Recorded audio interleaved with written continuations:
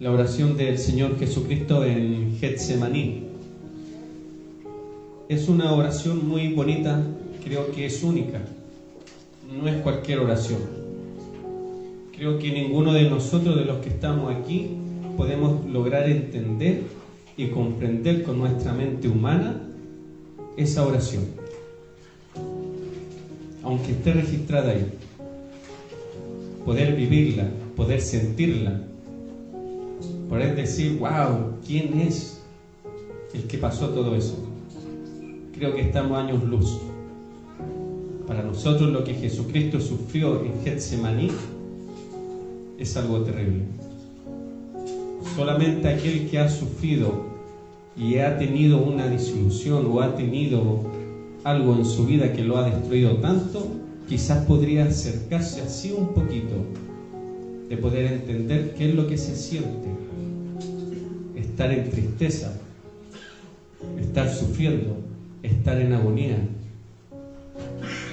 Tienes que pasar algo muy grande para que tu cuerpo, en vez de sudar gotas de agua, estén sudando gotas de sangre. En Mateo capítulo 26, estoy con la Biblia Reina Valera 1909, por si acaso. La mayoría quizás tenga la versión 1960 y quizás hayan algunas palabras un poco diferentes, pero en el contexto es lo mismo. Mateo capítulo 26, versículo 36, dice así: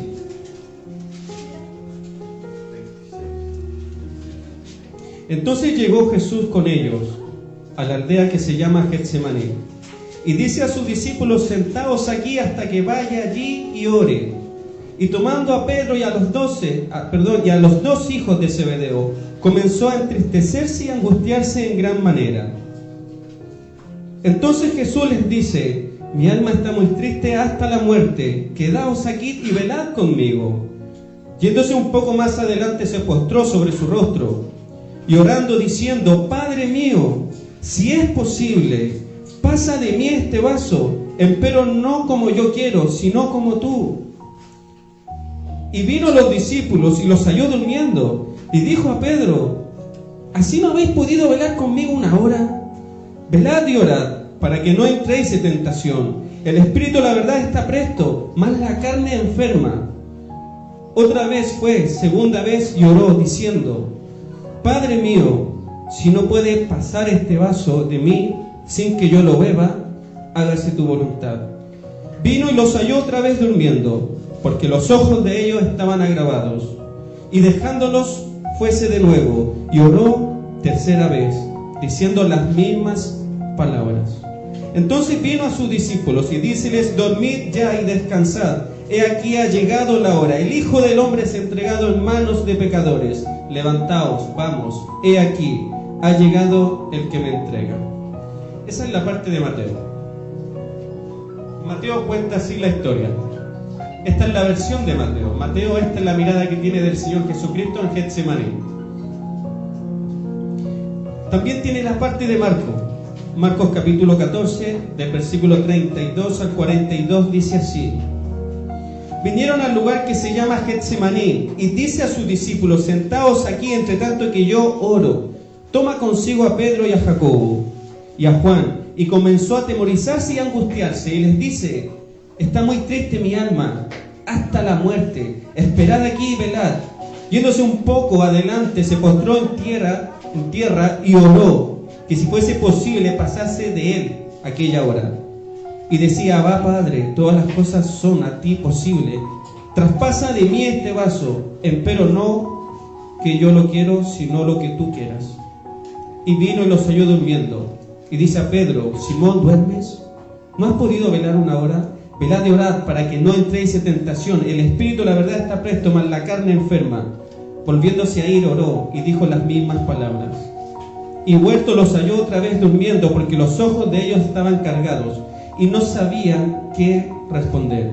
Vino la tercera vez y les dice: dormid ya y descansad, basta, la hora es venida. He aquí el Hijo del Hombre es entregado en manos de pecadores.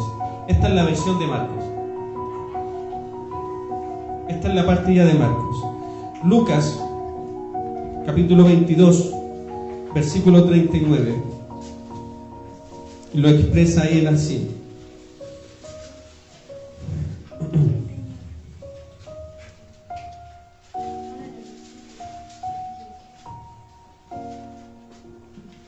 Lucas, capítulo 22, versículo 39. Y saliendo se fue como solía al monte de las olivas.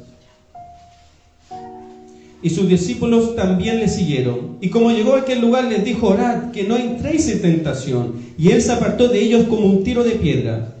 Y puestos de rodillas, oró, diciendo: Padre, si quieres, pasa este vaso de mí. Empero no se haga mi voluntad, sino la tuya.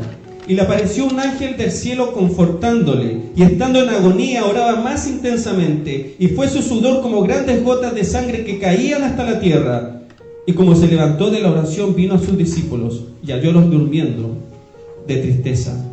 Y les dijo: ¿por qué dormís? Levantaos y orad, que no entréis en tentación.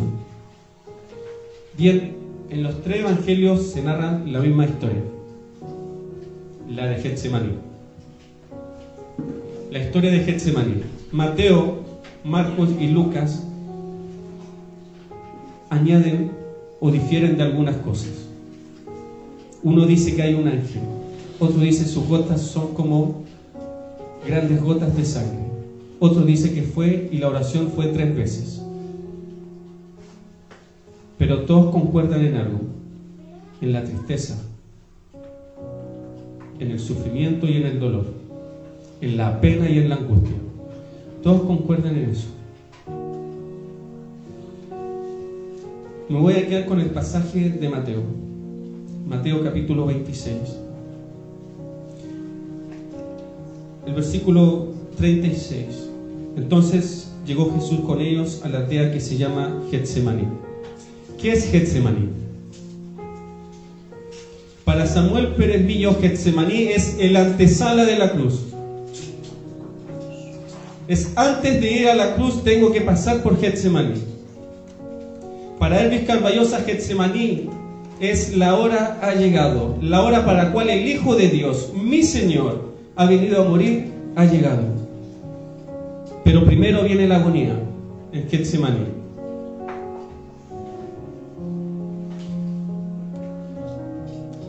Para Mateo Henry, en su comentario, Getsemaní es la pasión del Señor Jesucristo.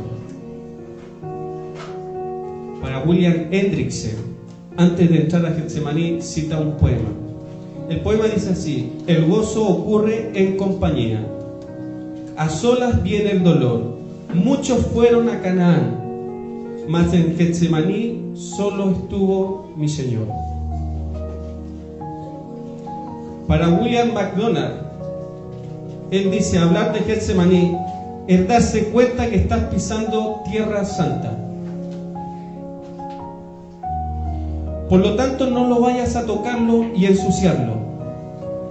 Cuando hables de Getsemaní, date cuenta que estás en tierra santa. Así como cuando Moisés ve la zarza ardiendo y Dios le dice: quítate las sandalias, porque el lugar que estás pisando es santo. Y la pregunta que se hace uno: ¿qué es para ti Getsemaní? ¿Has estudiado alguna vez Getsemaní? Puedes entender la dimensión de que el Hijo de Dios está en tristeza, en agonía, hasta el tánatos, hasta la muerte. ¿Qué es Getsemaní? Varios hablan de Getsemaní. Getsemaní es un lugar donde mi Señor, donde tu Señor va a ser exprimido, donde le van a sacar hasta la última gota, donde va a sudar sangre. Getsemaní es el lugar donde el Señor Jesucristo se va a enfrentar espiritualmente a las huestes celestiales. Antes de morir en la cruz, el Señor tuvo que morir en Getsemaní. Tuvo que morir a su voluntad, a decir: no se haga mi voluntad. sino la tuya, oh Dios. El cristianismo consiste en eso. Ser cristiano consiste en decir: ya no se hace mi voluntad, se hace la tuya, Señor. El cristianismo ya no consiste en decir: es mi tiempo, es mi dinero, es mi mujer, es mi hijo, es mi casa, es mi auto, es mi trabajo. El cristianismo no consiste en eso. El cristianismo consiste en decir: es el trabajo que el Señor me dio, es su sueldo, no el mío. Son los hijos que Dios me dio, es el tiempo que Dios me dio. Getsemaní es una lección para cada uno de nosotros. La palabra Getsemaní significa prensa de aceite. Getsemaní estaba a los pies del monte de los olivos, las olivas, que algunos dicen que es igual a la aceituna y otros dicen que no, del norte o del sur, dependiendo cómo las ven. A los pies del monte de los olivos está el huerto. Ese huerto, ahí se trituraban las olivas con una piedra de molino. Una piedra de molino que tenía como un hoyo. Y arriba de esa piedra que tenía como un hoyo, había otra piedra, redonda, como una rueda, que tenía un palo atravesado. Y se echaban ahí las olivas y ésta se giraba y aplastaban todas las olivas. Y después pescaban esa oliva y la metían a un saco y la iban a prensarla, donde había un tronco gigante que se bajaba hasta que las apretaba y escurría el aceite por las piedras que le hacían un pequeño canal, y en la misma piedra tallaban un plato y ahí llegaba el aceite de oliva. Y así se hacía el aceite en aquellos tiempos, en el huerto de Getsemaní, que significa prensa de aceite, lagar de aceite. Eso es en el sentido literal Getsemaní. Para nosotros Getsemaní es donde mi Señor tuvo que orar intensamente antes de ir a la cruz. Dice: entonces llegó Jesús con ellos a la aldea que se llama Getsemaní, y dice a sus discípulos: sentaos aquí hasta que vaya allí y ore. Fue con 11 hombres, uno le iba a traicionar. Fueron solamente 11 los que estaban con él en ese momento. Los 11 no le siguieron. Hubieron 8 que se quedaron en la entrada.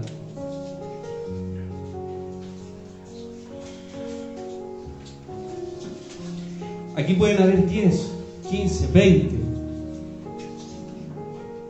Y solamente tú sabes si le estás siguiendo o no.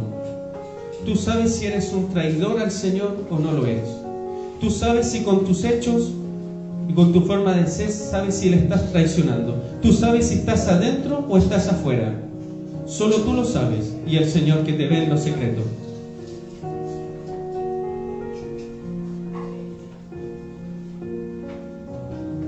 Versículo 37 dice: y tomando a Pedro y a los 2 hijos de Zebedeo,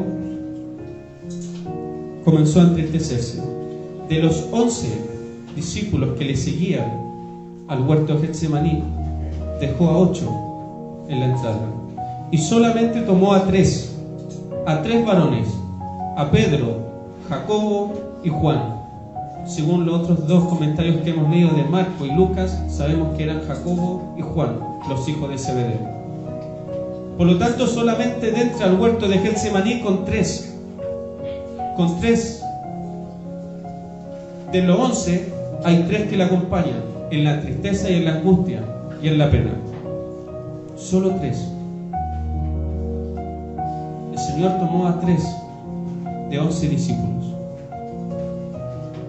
El Señor te puede tomar a ti de todos los que hay aquí, solo si eres fiel. Si no eres fiel, vas a estar afuera. Estos 3 que Él toma, ¿sabes quiénes son? ¿Sabes cómo se les llama a estos 3? El círculo íntimo. ¿Qué es el círculo íntimo? Son tus mejores amigos, son los más cercanos a ti, son con aquellos los cuales tú compartes, los cuales tú les cuentas tus problemas, tu tristeza. Son los que están cuando tú te sientes solo y triste. Son tus mejores amigos en el cristianismo. Jacobo, Pedro y Juan son los que siempre estuvieron más cerca del Señor. ¿Has tenido amigos en el cristianismo, en la iglesia o en el mundo? Aquellos amigos que cuando tú tienes problemas vas donde ellos y le cuentas tus problemas. Le dices, oh, mi señor, aquí, allá, aquí, mi hijo, aquí, esto, otro, el trabajo, que aquí, que allá. Tienes ese amigo, ¿no es cierto? Quizás la mayoría en el mundo tuvimos aquellos amigos que le contamos todo, con los cuales compartíamos todo. Quizás compartíamos años nuevos, navidades, cumpleaños, compartiste con ellos. Estos son los más íntimos del Señor. Son los que siempre estuvieron más cerca del Señor Jesucristo. Y cuando el Señor Jesucristo tiene pena y está triste hasta la muerte, quiere estar con sus amigos. No quiere estar solo. Busca la compañía de aquellos que siempre han estado dentro de su ministerio, 3 años y medio. Pedro, Jacobo y Juan, los que la acompañaron en ese ministerio, hombres que eran pescadores. Y les dijo, venid a mí. Y dejaron todo por el Señor. Jacobo y Juan trabajaban con su padre en la pesca y dejaron todo para seguir al Señor. En Marcos 9, 2 y 3 dice así: 6 días después Jesús tomó a Pedro, Jacobo y Juan y los llevó aparte, solos a un monte alto, y se transfiguró delante de ellos, y sus vestidos fueron resplandecientes, muy blancos como la nieve, tanto que ningún lavador en la tierra los puede hacer tan blancos.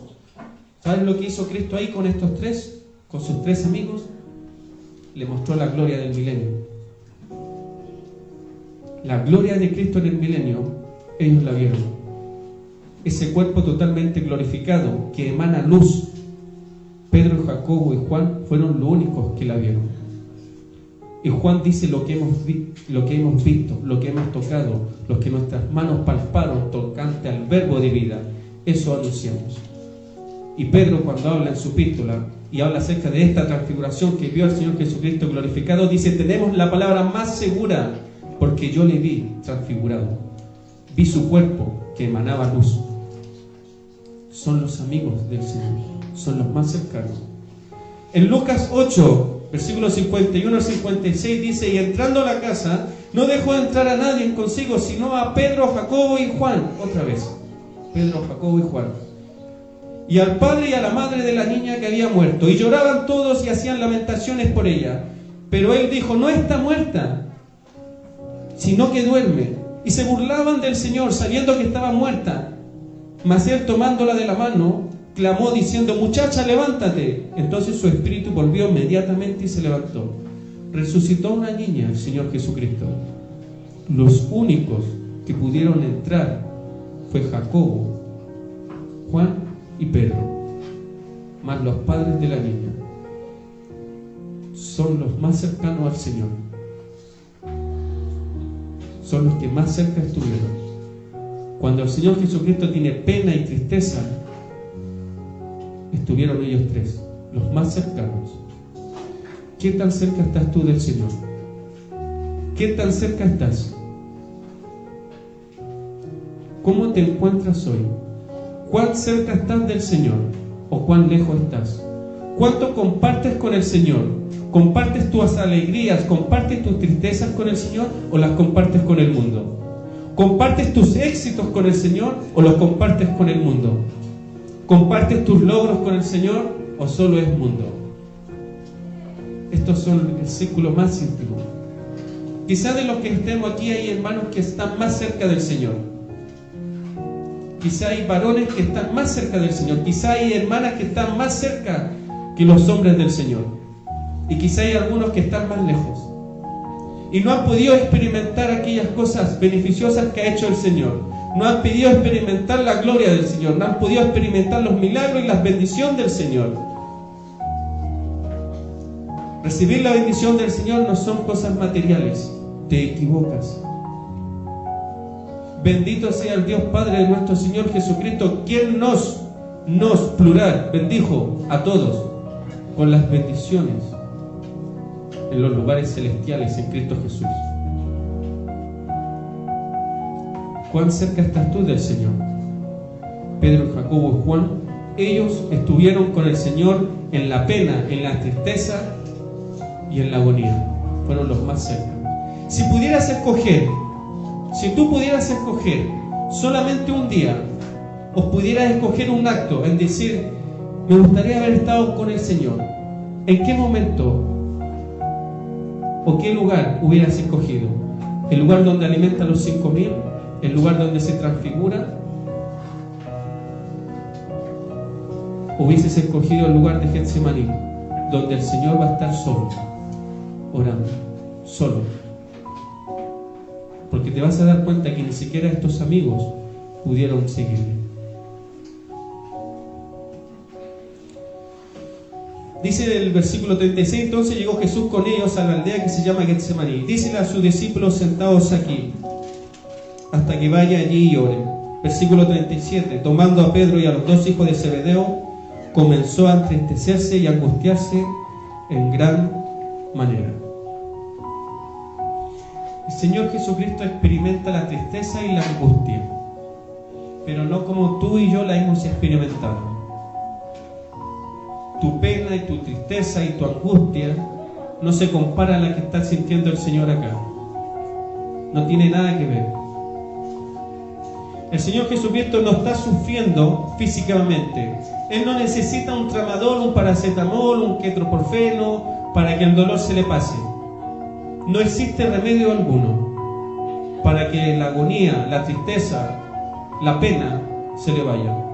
No necesita nada de eso. Porque no es el cuerpo el que está sufriendo, sino su espíritu. Oh alma mía, ¿por qué te entristeces? ¿Por qué te abates, alma mía? ¿Por qué estás tan triste? ¿Cuántos hermanos y hermanas viven en tristeza, en pena, en melancolía? ¿Cuántos hermanos y hermanas viven llorando por pena? Viven en tristeza, ya no ríen. El ministerio del Señor Jesucristo no todo fue lindo. ¿Hubieron momentos tristes? Sí. ¿Hubo momentos de angustia? Sí. Y este es uno de los peores. ¿Y qué hago en la tristeza? ¿Qué hago en la pena? Busco a mis amigos, los que me han acompañado en el ministerio, los que son compañeros de milicia. Busco a mis hermanos en Cristo para que me acompañen en este dolor y en esta agonía. No busco al mundo, busco a mis hermanos. Siente tanta pena y tanta tristeza que se la comunica a estos 3 varones, Pedro, Jacobo y Juan. Les va a comunicar la tristeza. Versículo 38 dice, entonces Jesús les dice, mi alma está muy triste, hasta la muerte. Mi alma está muy triste, hasta la muerte.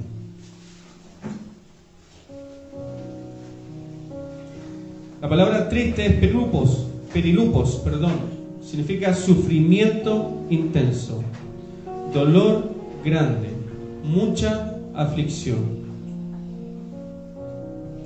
Es tanto así que dice que está triste hasta la muerte. Mi alma está triste hasta la muerte. Mi alma es la que está triste, no es mi cuerpo, es mi alma la que está tan triste que es como si me estuviese muriendo. En el griego se le da ahí tánatos o zánatos, cualquiera de las dos está bien pronunciada. Pero mi alma está triste hasta la muerte. ¿Has estado tú triste de esta forma? ¿Has estado tan triste que te tiras al suelo y que lloras y lloras y lloras y no te puedes levantar?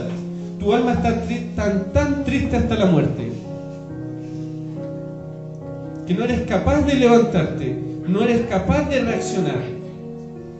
Cuando a veces cometes un pecado tan grande o a veces pequeño y hay un arrepentimiento genuino, tu alma está triste, tu espíritu está triste. lo único que haces es llorar y llorar.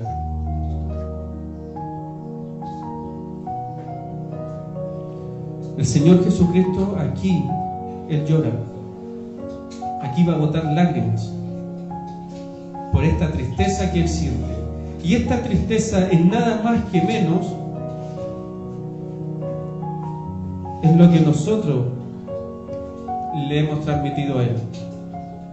Es por culpa tuya, culpa mía que Él está triste. Es por culpa de nosotros que Él va a llorar.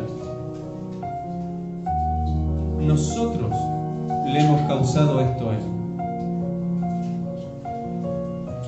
Tú que tienes tu mujer y a lo mejor algún día la trataste mal y la viste llorar y después dijiste, es culpa mía. Lo que aquí se está dando es algo parecido. Esta agonía es por causa de que tiene que tomar la copa. La copa que el Padre me ha ofrecido en Getsemaní. Ese vaso o ese cáliz. Vaso, copa o cáliz es lo mismo. Es un recipiente donde se toma vino o se toma agua. No interesa lo que diga tu versión. Si dice vaso, copa, cáliz. Está hablando de un recipiente que se utiliza para beber.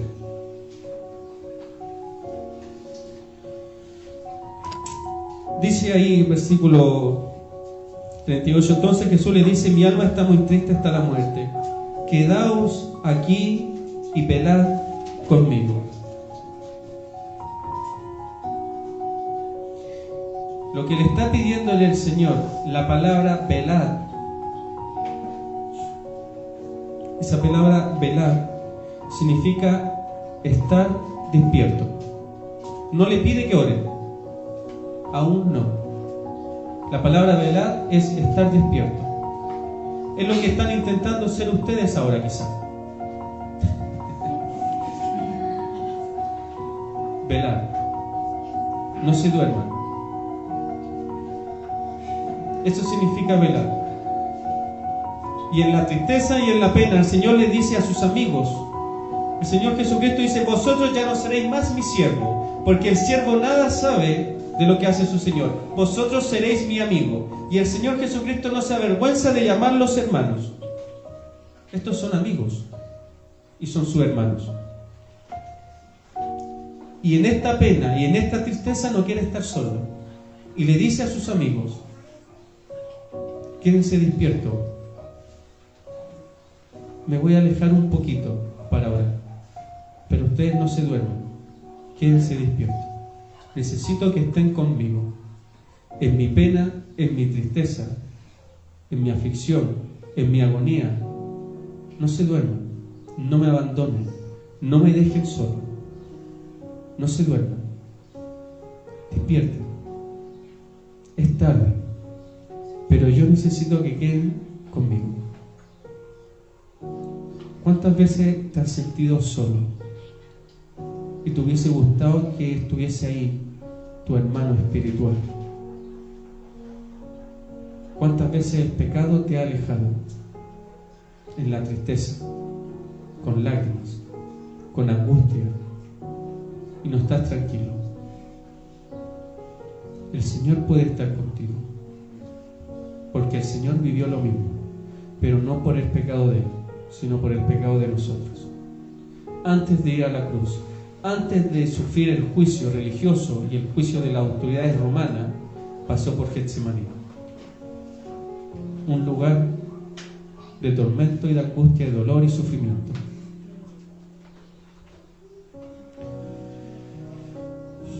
Dice, yéndose un poco más adelante, se postró sobre su rostro.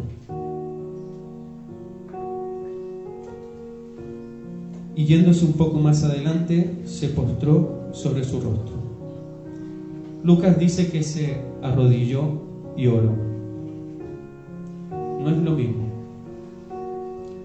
Postrarse sobre su rostro equivale a una persona que está estirada en la tierra, boca abajo. Como cuando tú te acuestas en tu cama, boca abajo. Eso es estar estirado, con su rostro a tierra. Y estar de rodillas, creo que tú ya lo sabes qué es lo que es. Y lo que dicen aquí algunos autores es lo siguiente, es que Cristo comenzó a orar de rodillas. Y fue tanta la pena, tanta la tristeza que Él sentía, que lloró y clamó y terminó en el piso, en el suelo, en la tierra. ¿Cuántas veces has orado tú así? ¿Cuántas veces has estado orando de rodillas y le clamas al Señor y le pides al Señor? Y es tanto tu dolor y tu sufrimiento que terminas llorando en el suelo. Cristo terminó así, en esta oración. Yéndose un poco más adelante, de aquellos tres que dejó atrás, Pedro, Jacobo y Juan, terminó postrado en el suelo, orando. Orando. Y aquí está la oración del Señor.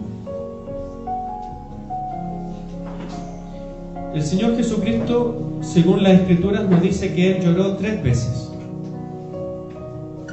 Hay 3 registros donde el Señor lloró. Una de esas es por la muerte de Lázaro. Jesucristo lloró cuando Lázaro murió y fue allá, después de algunos días. La otra está registrada en Lucas, cuando se produce el rechazo de Israel, cuando Israel o Jerusalén rechaza a su rey, al Mesías. Y el Señor Jesucristo lloró y dijo: oh Jerusalén, cuántas veces quise juntarlos como la gallina junta sus polluelos, mas no quisiste. De cierto os digo que no me verás hasta que digas: bendito el que viene en el nombre del Señor. Lloró en esa oportunidad. Si supieras para lo que significa para ti este día de rechazo y los sufrimientos que iba a tener ese pueblo. Esa fue la segunda vez que lloró. Y hay una tercera vez donde Cristo llora. ¿Sabes cuál es? Esta, Getsemaní. Es la tercera vez que nuestro Señor va a llorar, pero ahora llora dentro de una oración.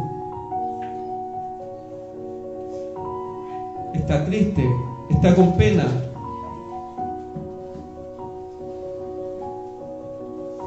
En Hebreos 5:7 dice el autor de esa carta: y Cristo en los días de su carne, cuando el Verbo se hizo carne y habitó entre nosotros, en aquellos días,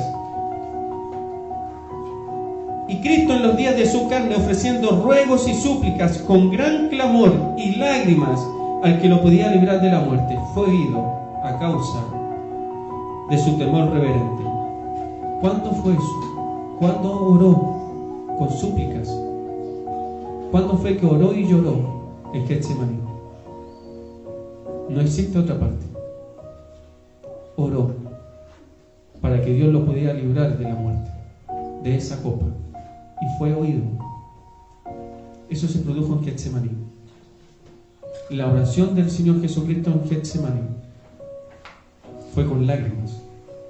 Y otra cosa más que nos dice el autor de la carta a los Hebreos: esa oración no fue en silencio. No fue cuando uno ora, o a veces aquí cuando ora en la iglesia, que no. Fue una oración con clamor. La palabra clamor significa gritos. Fue una oración con gritos, con lágrimas y gritos. Por lo tanto, aquellos que formaban el círculo íntimo pudieron haber escuchado la oración del Señor. Pudieron haber escuchado lo que el Señor estaba pidiéndole al Padre.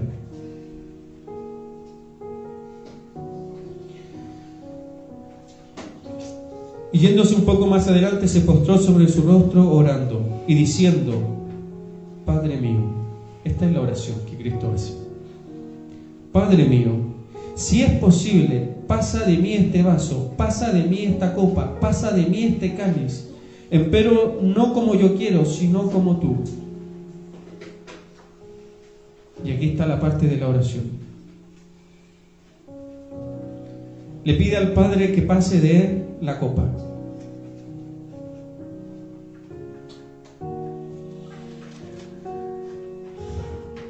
Bien, ¿qué es la copa? ¿Qué es la copa?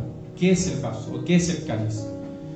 No sé qué es lo que dirá tu versión, pero si dice copa o cáliz es lo mismo, porque se refiere a un recipiente para tomar algún tipo de líquido. El cáliz es lo más bonito que hay, es con adorno. Los católicos la utilizan para la cena. La copa es la que utilizamos nosotros cuando hacemos la Santa Cena, que es redondita y abajo tiene como un palito de vidrio. Y el vaso es el que ustedes pueden ver acá. Por lo tanto, si dice vaso, copa, cáliz, estamos hablando de lo mismo, un recipiente para beber. Y el Señor Jesucristo le dice: Padre, si es posible, que pase de mí este vaso. Si es posible. La palabra posible significa poderoso, fuerte. Padre, tú eres poderoso, tú eres fuerte, para ti todo es posible. Puedes hacer que esta copa pase de largo y no se detenga aquí para que yo la beba. Tú puedes hacerlo, Padre. Tú que eres el poderoso, puedes hacer que esa copa no se detenga frente a mí para que yo la beba. Y puedes hacer que la copa pase de largo. Hágase tu voluntad, si es posible. Tú eres el poderoso. Le ora al Padre pidiendo por esa copa. ¿Qué es la copa? ¿Qué significa la copa?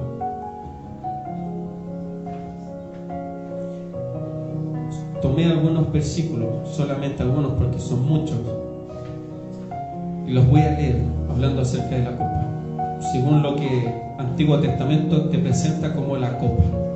Salmo 11:6: sobre los malos hará llover calamidades, fuego y azufre y viento abrasador será la porción de la copa de ellos. Isaías 51, versículos 21 y 22: oye pues ahora esto, afligida y ebria, y no de vino.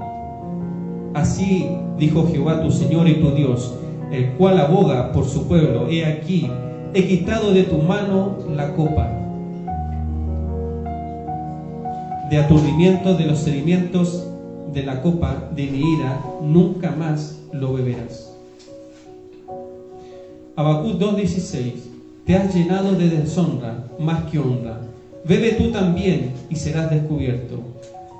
Bebe el cáliz o la copa de la mano derecha de Jehová.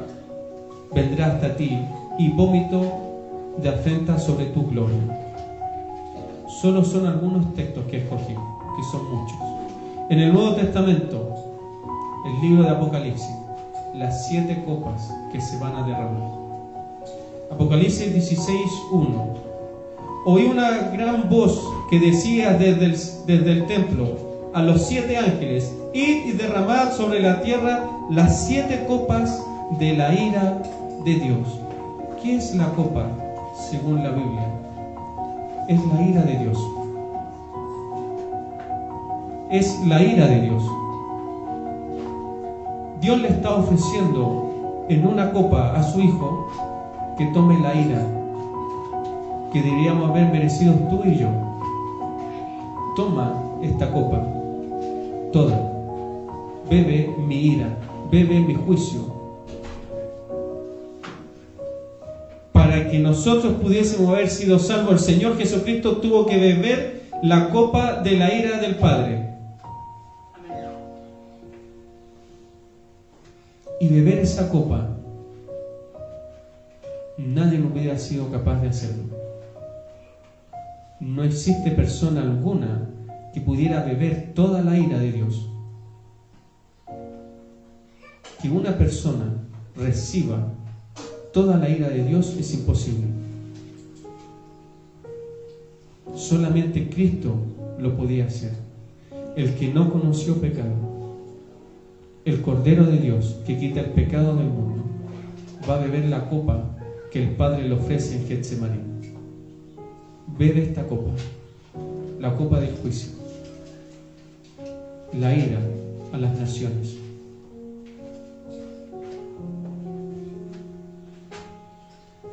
Versículo 40: vino a sus discípulos y los halló durmiendo. y dijo a Pedro: ¿así no habéis podido velar conmigo una hora? Aquellos que son amigos del Señor, aquellos que estuvieron más cerca del Señor, aquellos los cuales el Señor Jesucristo escogió para que estuvieran con Él en su tristeza, en su agonía, en su aflicción, en su tristeza, aquellos que estaban cerca, pero distantes del sufrimiento, aquellos no pudieron acompañarle en la pena que Él sentía. Aquel hombre que dijo: Señor, yo estaré contigo hasta la muerte, no te dejaré jamás, no pudo estar una hora con el Señor en el huerto de Getsemaní. Aquel que prometió dar su vida, como tú y yo lo hacemos, promesas falsas. ¿Cuántas veces le hemos prometido al Señor: dame esto, Señor, y yo te prometo que hago esto otro? Y le hemos fallado. Dame un trabajo bueno, Señor, y te prometo que voy a trabajar los días domingos. Y le hemos mentido. Sáname esta enfermedad, Señor, y voy a predicar como nunca. Dame un trabajo, Señor, cambia mi trabajo, y voy a glorificar tu nombre. Y no lo terminamos siendo.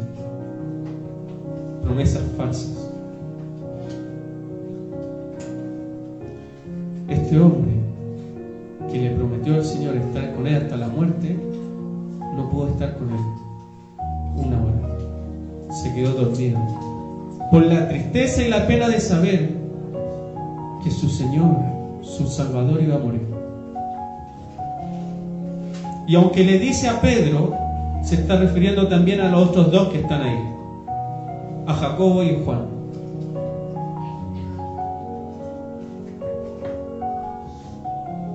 Si tú amas al Señor, no te duermas. En 1 Tesalonicenses 5:6 dice: no durmamos nosotros, no durmamos nosotros, así como ellos se durmieron, no durmamos nosotros, antes velemos. Esa palabra velemos, de velad, estemos despiertos. Lo mismo que el Señor Jesucristo le dijo a Pedro, a Jacobo y Juan, Pablo se lo dice hoy día a la iglesia de Tesalonicenses, y hoy día el Espíritu Santo nos lo dice a nosotros. No te duermas, no nos durmamos, velemos, estemos despiertos, porque los días no son buenos. Vive para Cristo, que no se haga más tu voluntad, que al finalizar esta conferencia puedas salir de aquí diciendo: yo vivo ahora para Cristo y mis promesas las cumplo.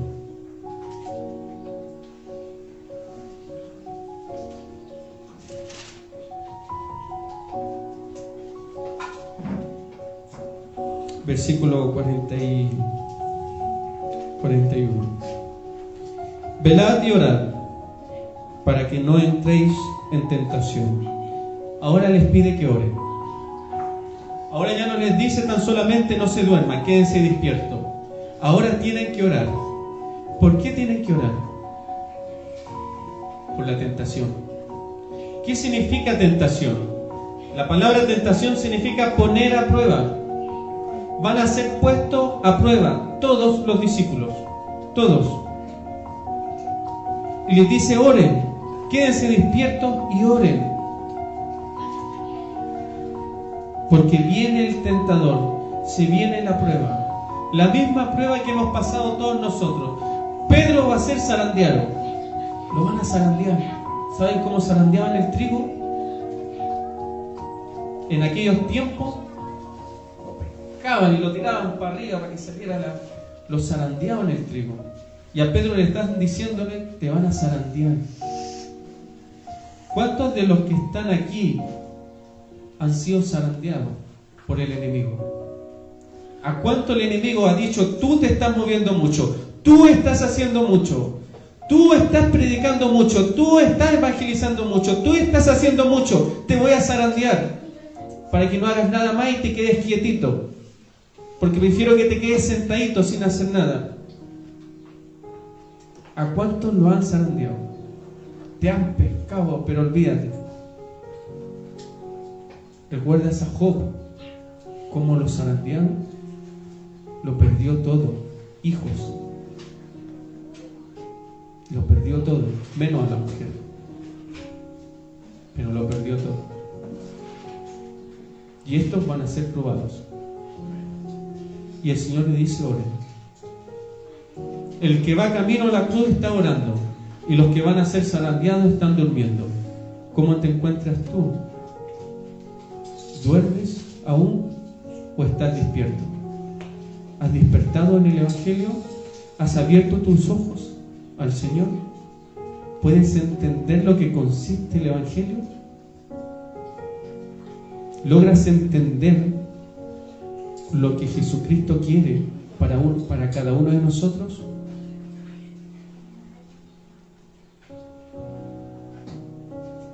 Velad y orad para que no entréis en tentación. El Espíritu, la verdad, está presto. El Espíritu quiere.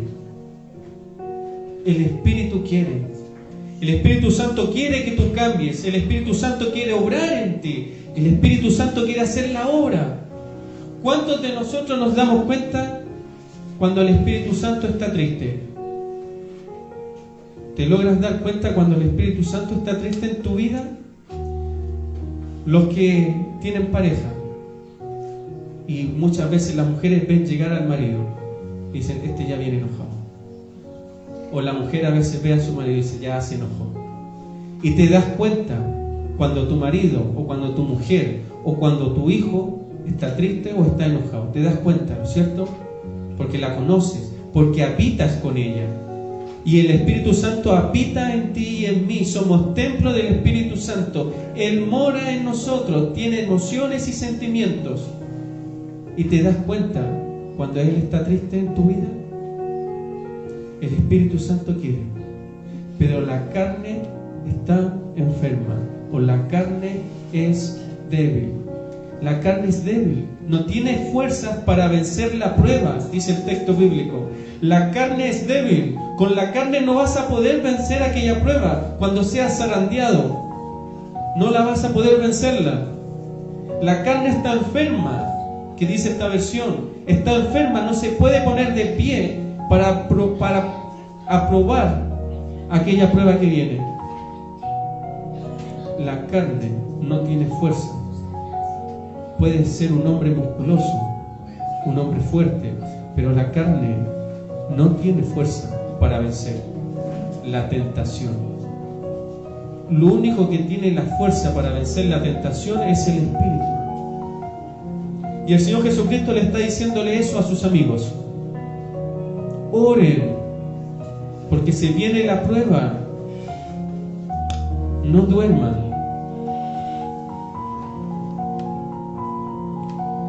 El Espíritu, la verdad, está presto, mas la carne enferma. Y otra vez fue, segunda vez, y oró diciendo: Padre mío, si no puede este vaso pasar de mí sin que yo lo beba, hágase tu voluntad. Primero le dice: Padre, pasa de mí esta copa. Después le dice: si no es posible que pase de mí esta copa. Cambió un poco la oración. Si esta copa no va a pasar de mí, si este vaso no va a pasar de mí, si este cáliz que tengo que beber no va a pasar de mí, hágase tu voluntad. Muere Él. Muere su voluntad. Y es lo que Cristo quiere: que muera tu voluntad, que muera mi voluntad, que ya no viva yo, que ahora viva Cristo. ¿Y qué significa esto de la copa, del juicio de Dios? Algunos han llegado a decir de esto que el Señor Jesucristo no quiso o no quería morir en la cruz. El Señor Jesucristo no quería ir a morir en la cruz. Y lo he escuchado de hermanos. Y eso es falso. Jesucristo no era un cobarde. Jesucristo sabía antes de la fundación del mundo que tenía que venir, según la epístola de Pedro. Otros dicen que el Señor Jesucristo aquí está diciendo: Padre, no quiero morir aún todavía porque tengo que ir a la cruz. Eso también es falso, porque al Señor Jesucristo nadie le quita su vida. Él la pone de sí mismo.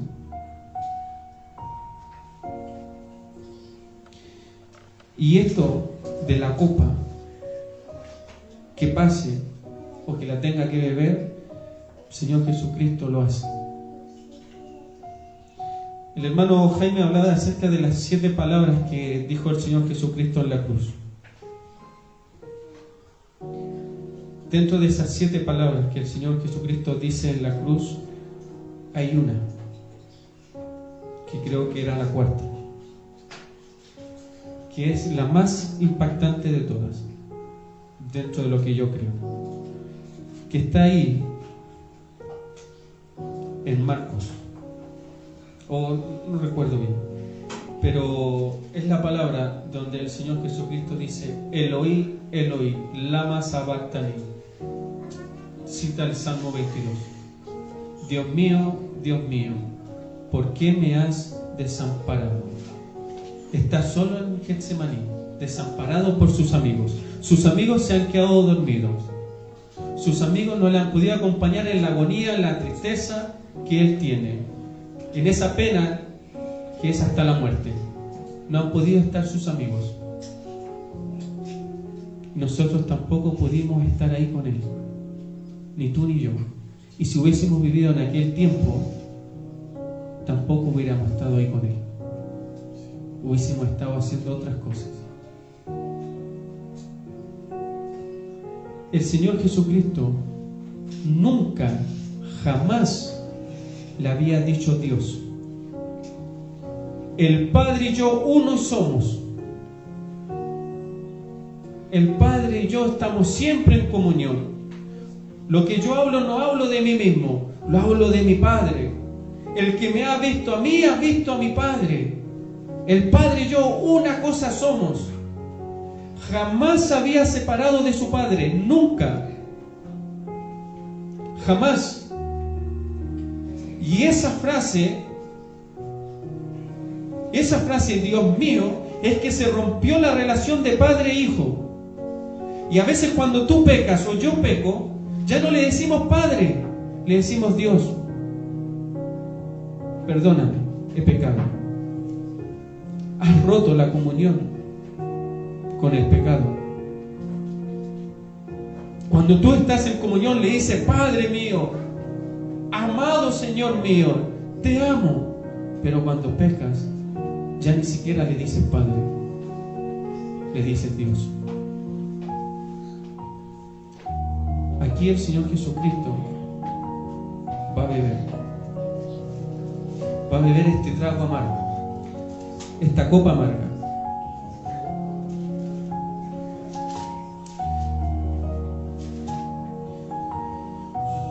En Marcos 15:25 dice: y era la hora de las 3 cuando le crucificaron. Y en el versículo 33 dice: y cuando vino la hora sexta, fueron hechas tinieblas sobre toda la tierra hasta la hora 9. De la hora sexta a la hora 9 se oscureció el mundo, la tierra. Hubo tinieblas en toda la tierra. Y a la hora 9 es cuando le dice. Y a la hora 9 exclamó Jesús a gran voz diciendo: Eloi, Eloi, lama sabactani. Es cuando toma la copa. Esa copa que le fue presentada en Getsemaní, la bebe toda. La ira de Dios es derramada sobre él. Y hubo tinieblas. Y hubo tinieblas. El Señor Jesucristo no tan solamente experimentó la muerte física, también experimentó la muerte espiritual, de estar separado del Padre. Y lo hizo porque cargó el pecado tuyo y el pecado mío.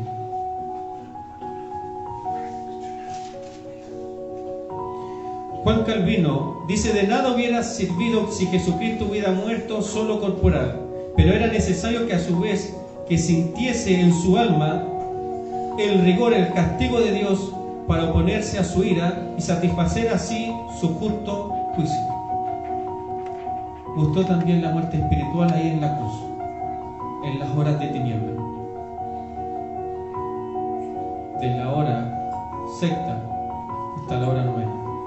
Experimentó la muerte espiritual al cargar tu pecado y el mío. Y cuando en Hebreos 5:7 dice: y Cristo en los días de su carne, ofreciendo ruegos y súplicas con gran clamor y lágrimas al que lo podía librar de la muerte, fue oído. ¿Cuándo Dios lo libró de la muerte? ¿De la muerte de la cruz? No. Él venía dispuesto a morir en la cruz. ¿De qué muerte habla? De la muerte espiritual. Hubo un momento en que Dios dice: ya, basta. Y el Hijo vuelve a la comunión con el Padre, que es la última palabra que el hermano Jaime menciona. Padre, ya no es Dios. Padre, en tus manos encomiendo mi espíritu. El Señor cortó eso y fue oído. Por lo tanto, la dimensión que hay en Getsemaní de beber la copa, de beber todo el juicio de Dios, separado del Padre, no. Tú y yo, Padre, uno somos, siempre juntos, siempre hasta el final. Es como tu pareja, es como tu mujer, hasta la muerte, hasta el final. No nos separemos, hasta el final, tú y yo.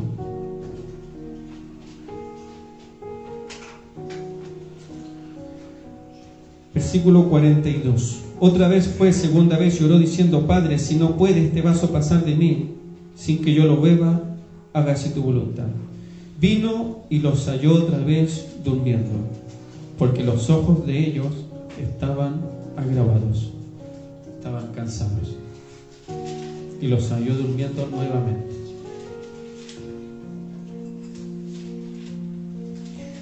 Ya no les dijo nada. Ya no les dijo nada. Dejándolos, se fue de nuevo y oró tercera vez diciendo las mismas palabras. Cuando ora por tercera vez y dice las mismas palabras, el Evangelio de Lucas dice que sus gotas eran grandes. Ese sudor eran como gotas de sangre. Eso se llama hematodrosis. Y hoy día sucede, sí, solamente en algunos casos sucede la hematodrosis. Lo busqué, lo googleé. No lo puedo explicarlo bien porque no soy médico. Pero eso sucede cuando tienes una presión muy fuerte en tu alma.